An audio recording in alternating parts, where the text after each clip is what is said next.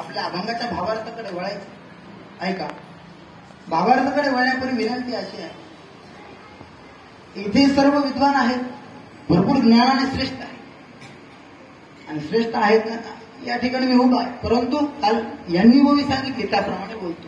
आलं बापाचे ताटे रेगे आणि बापा त्याची जेवू लागे की तो संतोष वेगे मुखची ओढवी या न्यायाने मी या ठिकाणी उभा आहे. म्हणून गुरुवर्यांची कृपा जशी दिशा देईल त्याप्रमाणे बोलण्याचा प्रयत्न. विठ्ठला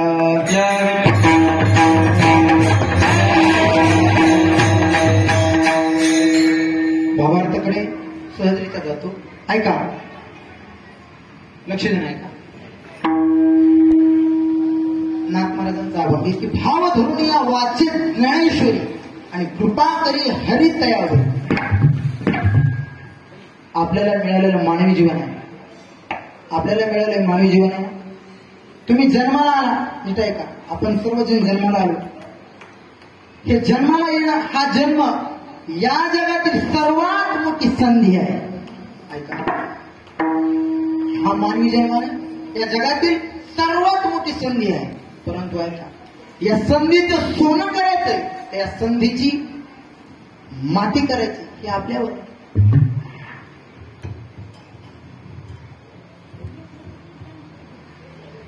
कोणी संधीचं सोनं केलं माहिती? याचे यावत भूतरावर जन्माला आलेले तुम्ही आम्ही आहोत आणि साधू संत आहे.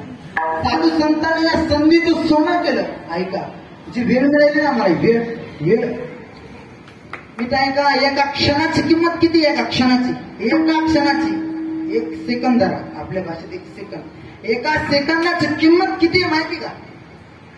माहिती? एका सेकंदाची किंमत आहे 90 हातचं आयुष्य क्षण,